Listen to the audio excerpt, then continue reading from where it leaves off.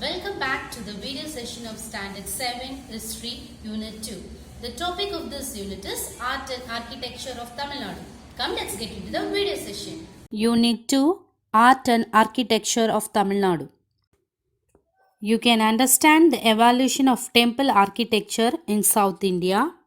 You can gain knowledge about the cultural heritage of Tamils. You also know the contribution of Pallavas, Cholas, Vijayanagara and Nayak rulers to the development of temple art in Tamil Nadu from this lesson. The earliest example of Tamil Dravidian architectural tradition were the 7th century rock cut shrines at Mahabalipuram.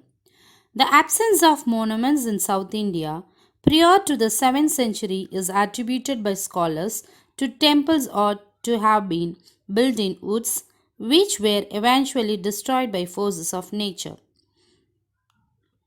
In Tamil Nadu, the evolution of temple architecture took place in 5 stages: Pallava epoch, early Chola epoch, later Chola epoch, Vijayanagara Nayak epoch, and modern epoch.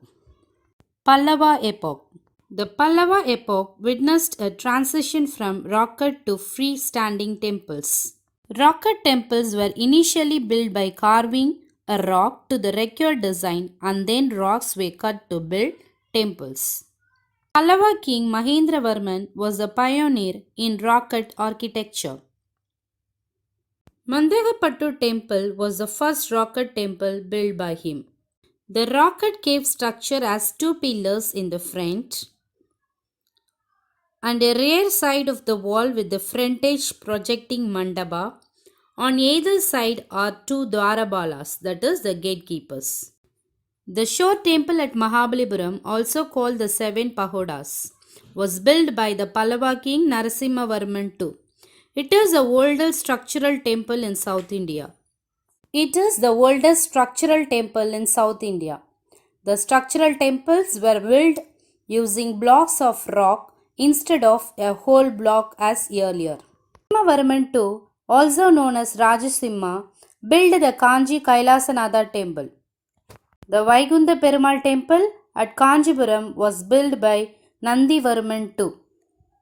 Tamil Dravida tradition is exemplified by rock cut monuments such as Panchapandava Rathas, namely Draupadi Ratha, Dharmaraja Ratha, Bhima Ratha, Arjuna Ratha, and Nahula Sahadeva Ratha. The outer walls of the Rathas, especially of Arjuna, Bhima, and Dharmaraja, are decorated with niches and motifs. Spinance, carved on the face of a granite boulder, is a magnificent relief measuring approximately 100 feet long by 45 feet height. The Mamallapuram monuments and temples, including the Shore Temple complex, were notified as a UNESCO World Heritage Site in 1984. Pandya temples in the Pallava epoch. Early Pandyas were the contemporaries of the Pallavas. More than 50 cave temples have been found in different parts of the Pandyan Empire. Most important of them are found in Malayadi Kurichi, Aanaimalai, Thiruparamkundram and Tiruchirappalli. These caves were dedicated to Shiva, Vishnu and Brahma. In the Shiva temple of Pandyas, the linga is carved out of the mother rock. The figure of Nandi is also carved out of the rock. Shiva Lingam in the sanctum is installed in the center with enough space all around it. The pillars are divided into 3 parts and are of different sizes. The backside walls are divided into 4 niches on which the bas relief images of Shiva, Vishnu, Durga, Ganapati, Subramanya, Surya, Brahma and Saraswati are carved out. The Dwarabala's figure on either side of sanctum. The rock cut and structural temples are a significant part of Pandya architecture. The illustrious example for rock cut style is unfinished Kalugumalai Vettuvan Koil Temple. The Vettuvan Koil, a monolithic temple at Kalugumalai, is held out of a huge boulder on four sides. At the top of the temple, sculptures of Uma Maheshwarar, Dakshinamurti, Vishnu, and Brahma are found. Meenakshi Amman Temple in Madurai and Nellayappa Temple in Tirunelveli represent the examples of Pandyan architecture style. Sculptures. The walls of the caves are decorated with the bas relief of the god and goddess. The superstructures and the pillars have the sculptures.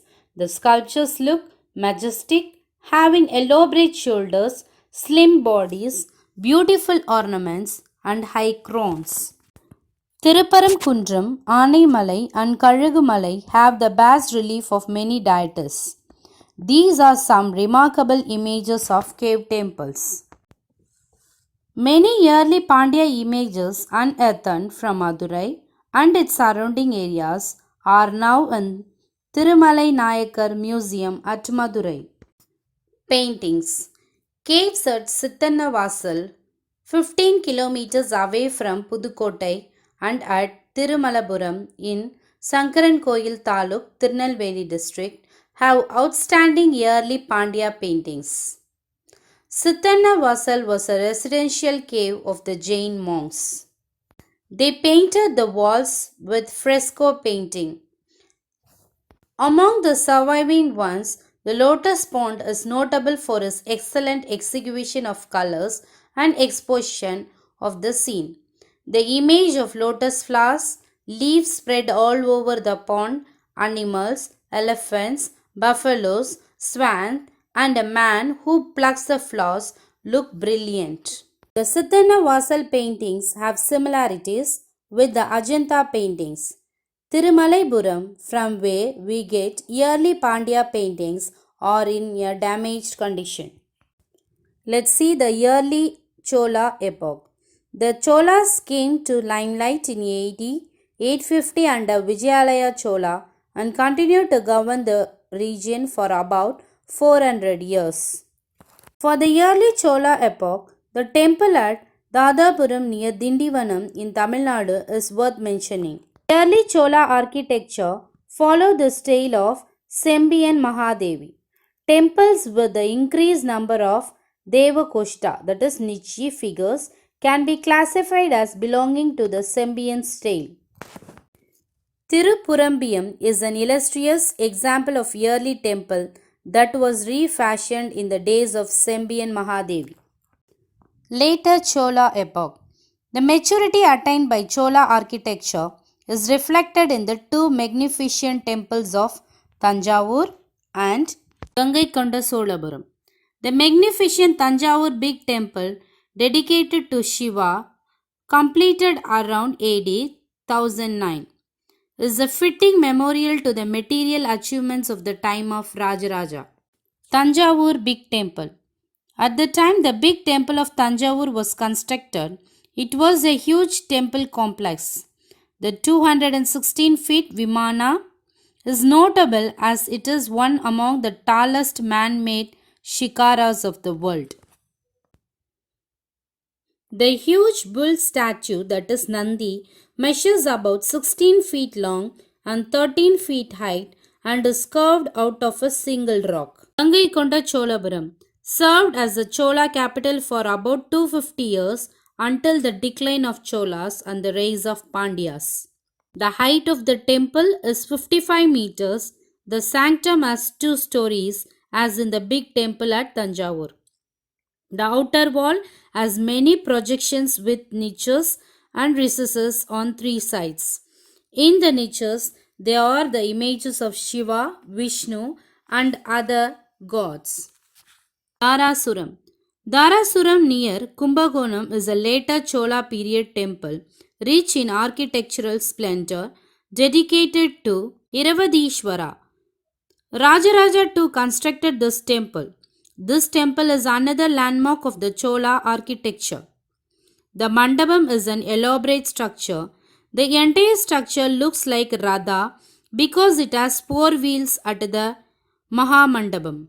The sanctums and the pillars have many sculptures which are miniatures of various mythological figures.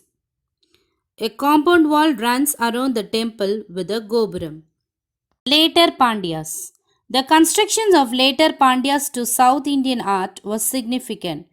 A case in point is a cave temple at Pillayarpatti belonging to 13th century. This temple is important both for its sculptures and for an inscription. Vijayanagara epoch. During the Vijayanagara epoch, a new form of construction emerged. It is the mandapam, to where the gods are carried every year. Pillared outer door mandapams are meant for public rituals, with the one in the east serving as a waiting room for devotees, which adorn the large temples.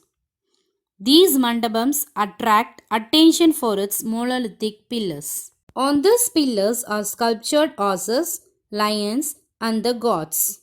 The Kalyana Mandapam at Kanjipuram Varadaraja Perumal Temple and at Vellur Jalagandishwarar Temple are notable examples. The most celebrated of these mandapas in the temple of Madurai is the Pudu Mandapam. The main features of Vijayanagar and Nayak architecture are decorated mandapas, ornamental pillars, life-size images, gopuras, pragaras, music pillars, floral works, and stone windows during the 15th to 17th centuries. Tanks are attached to the temples. Gateways to temples are constructed from four directions with massive gopuras. The practice of fitting the niches with the sculptures continued during the Nayak period. There was an increased use of major sculptured figures as found at Alaikiya Nambi temple at Tirukurangudi and the Gopalakrishna temple in Ranganatha temple complex at Sriranga. The southern festival Mandapam of Adinatha temple at Alvar Tirunagari and the porch of Nellayappa temple at Tirunelveli are other notable examples. Thousand pillar Mandapam of Meenakshi Sundareswara temple, Pudu Mandapam at Madurai, Radhi Mandapam at Tirukurangudi are the illustrious example for the Mandapam architecture of the period. Pillars were the peculiar feature of this time. A sitting lion at the top of the pillar is a common feature in the mandapams. The windows are carved out on the wall of the sanctum and mandapams. The Jalagandishwara temple at Vellur, the temples at Tadikombu near Dindukkal and Krishnapuram near Tirunelveli and Subramanya Shrine in the big temple Tanjavur are most remarkable edifices of this time. Vijayanagar and Nayak paintings are seen at Varadaraja Perumal temple at Kanjipuram, Poodal Alvar temple at Madurai and the temples of Srivalibuttur, Tiruvellarai, Alhar Koil, Tiruvannamalai and Srirangam. The paintings mostly have the stories from Ramayana, palace scenes and mythological stories. The Sedubadis of Madurai Nayaks ruled Ramanathapuram and contributed to the Ramanatha Swami temple architecture. In the temple of Rameshwaram, the predominance of corridors is striking. It is claimed that the temple has the longest set of corridors in the world. The temple has three sets of corridors. The outer set of the temple corridor has a height of almost 7 meters and stretches for about 120 meters in both an eastern and western direction. The corridor to the north and to the south, on the other hand, are about 195 meters in length. The outer corridor is also remarkable for the number of pillars that support it, which is over 1200 in number. Moreover, many of these pillars are decorated by ornate carvings.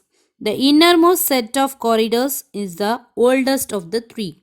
In this lesson, we have seen the Pallava period featured sculptural rocks. The early Chola period was marked by grand vimanas. The later Chola period was known for beautiful gopuras. Vijayanagar period's unique feature was mandapam, and the modern period was when corridors were given prominence. Students, hope you have understand this lesson. Thank you.